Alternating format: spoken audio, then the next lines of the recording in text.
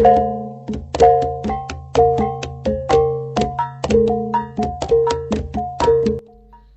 malam kepada semua pencara dan juga tutor kami. Pada malam ini kami ingin melakukan roundtable mengenai teater benua igau. Sebelum saya mula roundtable kami, saya kasih cerita dululah dia punya sinopsis. Begini ceritanya. Ceritanya ini pasal kekuasaan di dalam kitab benua igau. Okey, lepas tu kalau mantra ni dibaca, mantra dalam kitab benua igau tu, cerita si Maya sama si Laura tu akan menjadi reality. Okey. Ini juga berkaitan dengan Inik yang merupakan salah satu watak di dalam kitab tersebut, iaitu Maya dan Laura. Okey, si Maya sama si Laura ni telah diperintahkan turun ke bumi dan dorang sudah membuat perjanjian dengan si Raja Sempalang. Tapi dorang tidak mengikut mereka tidak ikut perjanjian si Raja Sempalang, iaitu tidak bermusuhan. Pada hakikatnya mereka bermusuhan juga, si Maya sama si Laura ni, disebabkan kecemburuan. Okey, disebabkan si Laura cemburu sama si Maya yang mempunyai kelebihan dan kecantikan. Dan selain itu, si Laura juga dia mau rampas cinta si Maya ni, iaitu si Andre. Okey, disebabkan cemburu yang lampau-lampau kan. Si Laura ni pun dia culik, dia kurung si Maya. Lepas tu dia kasih lepas si Laura apabila dia menikah sama si Andre. Lepas tu si Maya marah apabila si Andre ni dia ingkar janjinya. Lepas tu si Maya juga dia cuba bunuh si Laura, namun apabila mereka bertelingkah, Sempan ni terus terkena sama dorang. Akhirnya kitab benua igau tersebut diwarisi oleh cucu kepada Inik, iaitu Gelau. Okey. Saya akan memulakan kritikan saya pada malam ini. Okey. Yang pertama adalah kalau saya lah. Tidak tahu kalau kamu. Pada masalah teknikal lah saya cakap. Dia punya cahaya kan berubah-ubah apa? Sudah berubah-ubah. Dia bukan berubah-ubah, dia warna yang sama tapi dia cepat-cepat berubah. Jadi disebabkan perubahan itu, saya punya mata menjadi sakit. Jadi saya tidak dapat fokuslah di cerita. Saya ini tidak berapa sangat dengan cahaya. Sama warna dorang tu tidak sesuai. Warna merah yang sepatutnya dong guna warna terang. Kalau warna gelap saya tidak nampak. Sama bukan setakat gelap saja, mata saya sakit sebab warnanya itu warna merah gelap terang. Saya sepatutnya dorang letaklah warna merah terang. Itu kalau saya lah. Kalau kamu yang lain? Klip bagi pendapat saya kan, dalam teater benua igau ini, apa yang saya nampak dari keseluruhan pencahayaannya memang kelihatan cantik. Sebab kenapa? Semasa saya menonton teater benua igau ini, saya lebih fokus kepada watak berbanding pencahayaannya. Ini sebab pencahayaannya seimbang dan tiada warna yang pelbagai. Sebagai contoh, kalau penggunaan warna yang berkedip-kedip dalam teater tersebut, sudah tentu saya lebih fokus kepada pencahayaan berbanding kepada watak. Namun, dalam teater tersebut tiada penggunaan warna yang pelbagai. Sebab itulah saya katakan teater benua igau ini sangat cantik. Okey, lagi? Siapa lagi? Okey, saya pun setuju kalau pandangan kita dengan si Awi. Kalau bagi saya pula, dari segi teknikal untuk teater benua igau ni, fokus percayaannya agak kurang sikit. Sebenarnya bagi percayaan pada teater watak utama, iaitu si Andrew, pada masa 1 jam saat waktu itu watak di mana scenes-nya adalah waktu si Henry bantu-bantu. Nah, pencahayaan lampu turun ditembak kepada ruang yang lain. Jadi saya rasa sebaiknya kalau pencahayaan itu difokuskan atau diwarnakan lebih terang untuk watak utama si Henry. Sebab penonton, saya sebagai penonton, saya mesti mampu berlaku pada si Henry sebenarnya. Kamu setuju, Lisa? Oh ya, saya setuju sangat dengan kamu Siti. Sebab pada pendapat saya juga ada pada watak si Maya dengan Andre, kita dapat melihat yang ketika mereka orang bernyanyi di atas pentas pada ketika itu kan, hanya yang penonton nampak. Kalau kan kita menjadi penonton, kalau kita nampak kita cuma nampak bayang-bayang saja. Jadi pencahayaan warna putih itu memang tiada. Dia macam bukan tiada, cuma dia tak terang dan sama samar, menyebabkan para penonton rasa tidak tertarik akan pencahayaan tersebut. Jadi keseluruhannya memang kurang memuaskan. Oke, baiklah. Bagi saya, penggunaan asap yang tidak terlalu banyak dalam Petita Bunuh Igau menyebabkan saya tidak berminat bagi bagian asap. Sebab penggunaan asap tersebut hanyalah pada pentas tersebut. Jadi contohnya penggunaan asap itu tersebut sepatutnya boleh digunakan apabila si Andri meninggal dunia dibunuh oleh Maya. Begitu juga dengan penggunaan asap di bahagian atas untuk menjadikan teater tersebut lebih menarik. Lagi satu, asap tersebut hanya mempunyai satu warna saja, iaitu warna putih. Sebenarnya asap tersebut boleh dipancarkan dengan pencahayaan dari atas tersebut dengan menggunakan cahaya seperti warna merah dan juga warna kuning.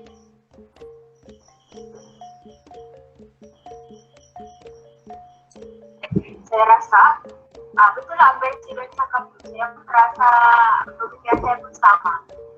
Lagi-lagi kalau dari bagian teknikal pula, karena ada audio yang tidak jelas kalau kita tonton daripada yang itu. Contohnya pada masa ke 20 saat, 20 menit 37 saat, di watak awal-awal dulu, saya pun oleh kerana audio itu terputus, jadi kemunculan dua putri kayangan itu, lelaki dan wanita yang berada di atas pentas itu, saya tidak tahu itu sebenarnya siapa. Jadi di situ nampaklah macam masih samar-samar untuk sebagai penonton untuk menilai watak siapa. Tapi sebenarnya watak itu sangat beda, tapi oleh kerana tiada audio, tiada suara, jadi agak kurang sedikit. Seterusnya dalam jalan cerita Teto Bunuh Igau ini, jalan ceritanya sangat menyentuh kepada emosi penonton.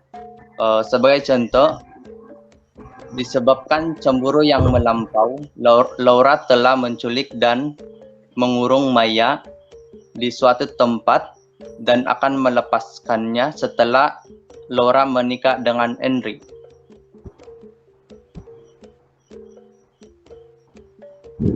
Maya berasa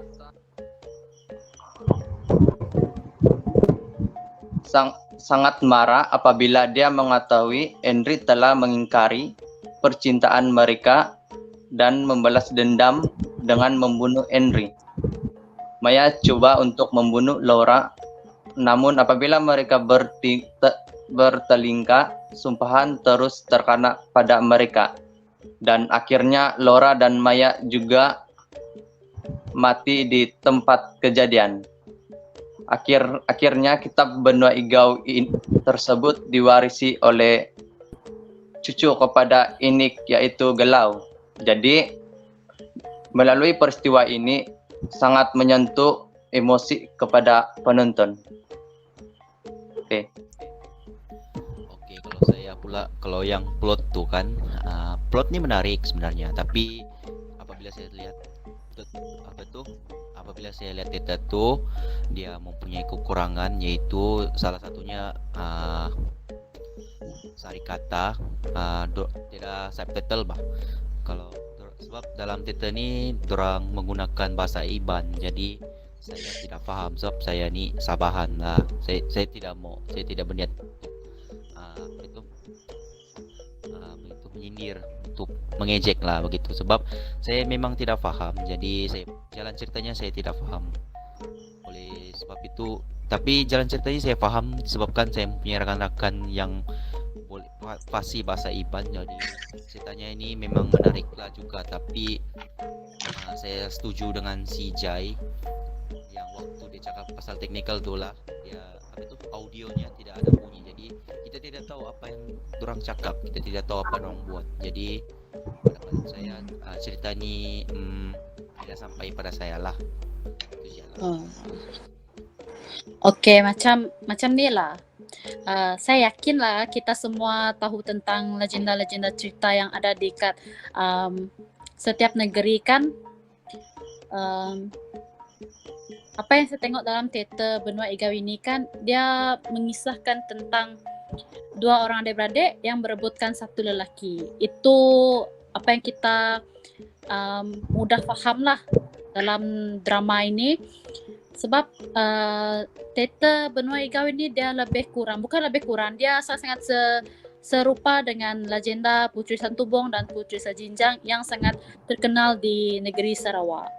Ya, itu yang saya rasa mudah untuk difahami lah oleh penonton. Ya, saya rasa pun saya pun macam dia juga, ada sebagian yang saya paham kadang-kadang, tapi yang teradu itu saya kurang paham sedikit. Jadi kalau dari segi watak pula pada masa 1 jam 24 menit 31 saat, waktu itu ada satu kitab yang beribadah dalam Benua Igau tu. Saya tidak, oleh kerana masalah teknik audio dalam persembahan tersebut, saya tidak tahu yang siapa sebenarnya.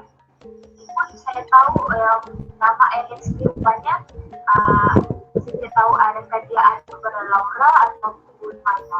So nama Alex ni saya dapat tahu di akhir penceritaan waktu habis sudah persembahan itulah, yang waktu orang perkenalkan satu-satu pelakon tu jadi saya baru tahu, oh ini rupanya si Alex rupanya.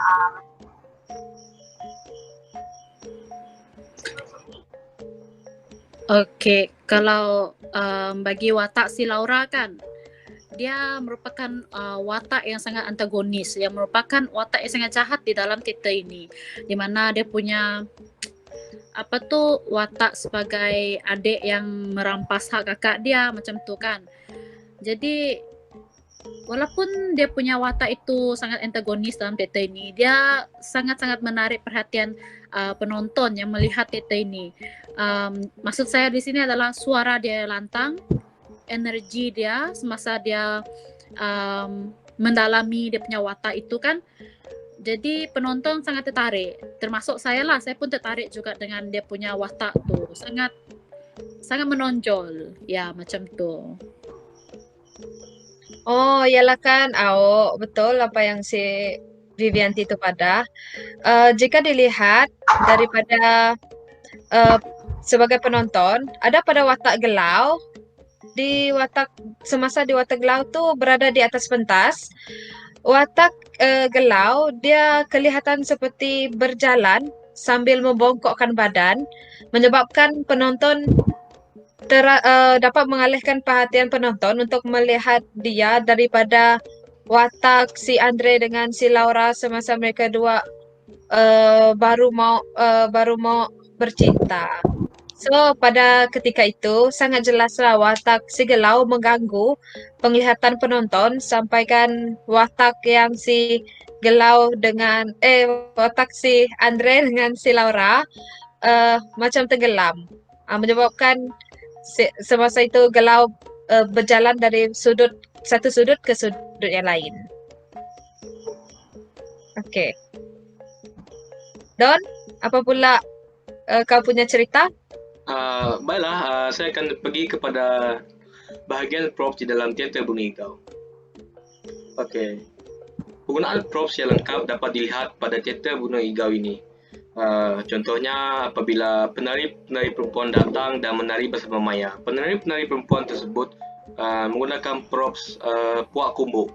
Puak kumbuk tersebut diletakkan di atas lengan penari perempuan tersebut dan dan menarikan bersama.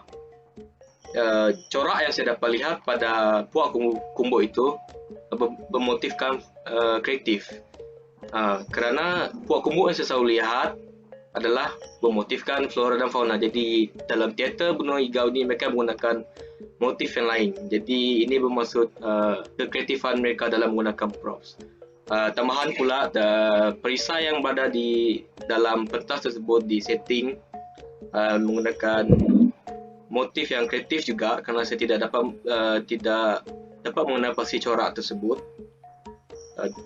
di dalam terabai tersebut ataupun perisai. Jadi penggunaan props yang sangat lengkap dan kreatif. Okey, Don. Saya pun suka juga dengan kamu punya kritikan tentang props tu lah. Jadi kalau saya fokus kepada penggunaan pentas yang digunakan. Mereka menggunakan pentas tu dengan sangat baik, di mana mereka menggunakan setiap sudut yang ada di pentas itu dipenuhi dengan props, dipenuhi dengan pelakon, tak kira lah pelakon tambahan kah, penari kah, mereka fullkan pentas tu dengan sebaiknya. Jadi pentas tu pun nampak sangat penuh tetapi sangat kemas dan sempurnalah dia punya penggunaan pentas tu tadi. Penonton pun berpuas hati lah untuk menonton teater benua hijau ni tadi. Okey. Oh ya, saya juga setuju dengan Vivianti. Sebab jika dilihat pada penari perempuan, mereka ada membawa satu benda iaitu dipanggil tabak. Kalau orang Iban, kami orang Iban akan memanggil benda tu tabak. Okay, jap guys. Sorry. Jap. Kenapa itu saya cakap guys? Saya pun setuju.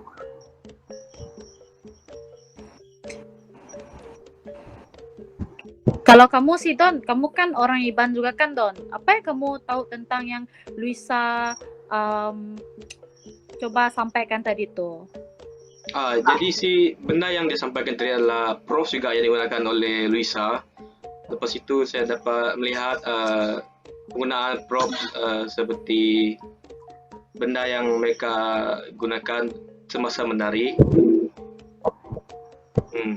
Jadi itulah yang dimaksudkan oleh si Luisa tadi. Mungkin si Luisa boleh sampaikan.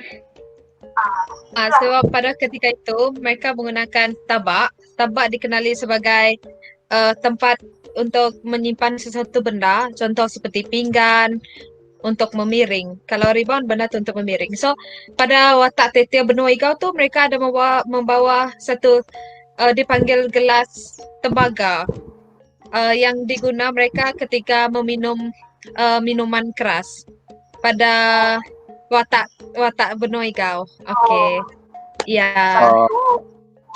Ya betul. Untuk penggunaan kain bentang merah pula, penggunaannya boleh memfokuskan kepada audiens apabila menonton, sebab ya sangat menarik dan sesuai dalam drama tersebut. Khususnya dalam latarnya. Oke. Kalau saya pula setelah dengar kamunya props, semua saya setuju sama kamu. So propsnya orang bilang dikatakan sempurna lah, perfect. Kalau saya pula yang penggunaan bulu tu waktu orang angkat si Maya, sebab di situ kita dapat tengok orang menggunakan bahan terpakai, bahan semula jadi. Sebab bulu ni dia free, percuma, dia tidak perlu dibeli. Jadi dia ni perlu dipotong saja, dibentuk ikut bentuk yang dorang maulah. Sama dorang ni, dorang macam dorang mengurangkan penggunaan teknologi. Jadi tidak membazir lah, orang bilang tidak membazir elektrik. Itu kalau saya lah.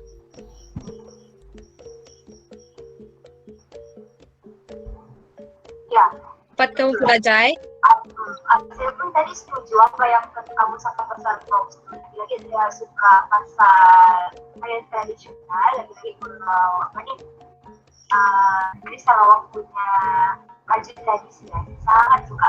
Tapi kalau dari segi kostum dari itu bentuk ikam ini, terutama watak Sigelau, saya rasa lebih bagus kalau Sigelau ini ditukar bajunya. Maksudnya contoh kan pada babak pertama Sigelau hanya pakai baju yang biasa. Lepas itu pada babak kedua lagi bagus kalau waktunya Sigelau baca mantra kitab benua ikau tuh. Lagi bagus kalau dia pakai baju tradisi orang Sarawak. Sebab kalau kita tengok kan mantra tuh dia klasik sedikit. Jadi kalau dia guna baju tradisi orang Sarawak, nampaklah dia punya aura-aura untuk dia bercakap mantra dan dia disebutkan itu nampak sangat. Kalau dia ubah dia punya kostum tuh, dia cantik dia rasa. Betul kan, Doni? Ya, betul sekali, Jai. Bella, untuk penggunaan watak si Andri, saya sangat suka sebab si Andri menggunakan kostum busana orang Iban yang lengkap. Contohnya topi burung yang digunakan yang terdiri daripada bulu burung helang, dan juga penggunaan baju burung. Begitu juga dengan rantai artifak yang si Andri gunakan yang menunjukkan unsur-unsur tradisional. Begitu juga dengan penggunaan sirat pada Andri dan juga simpai lengan dan juga gelang tangan dia yang sangat menarik dan juga memotivkan kreatif. Ya, so saya juga setuju dengan si Doni kerana kita dapat melihat pada penari perempuan yang menggunakan pakaian tradisional orang Iban yang dapat dibezakan melalui watak utama dengan penari. Watak utama pada Maya dan Laura, mereka menggunakan pakaian adat lama sebelum adanya pakaian adat baru orang Iban yang dapat dilihat pada tangok. Kalau orang Iban panggil benda yang di bahu pada penari orang Iban tu kami orang panggil tangok. So dibezakan daripada para penari menggunakan tangok yang baru, iaitu dibuat daripada manik yang di seluruh bahu. Jadi dibezakan daripada watak utama. Dapat dilihatlah perbezaan di sana. Kerana pada watak utama lebih penting kerana mereka berdua merupakan puteri daripada kayangan. Okey. Macam tu. Kalau macam tu kan, saya berharaplah kan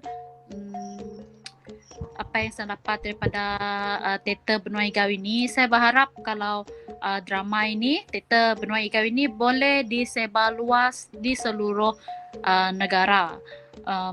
Kerana bagi saya cerita ni penuh dengan pengajaran kehidupan yang boleh digunakanlah untuk kehidupan seharian manusia kan. Macam tu. Kamu orang rasa apa lagi? Ya, betul tu Vivi. Saya bersetuju.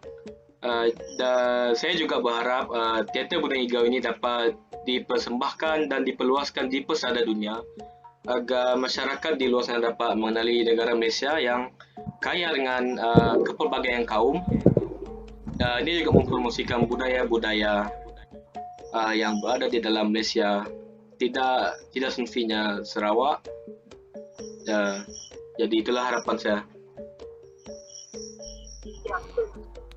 Saya setuju dengan Jai dengan Don. Don dengan BV, iaitu dengan memberikan harapan, iaitu menyebarkan luas lagi lah tentang teater Benua Igau ni.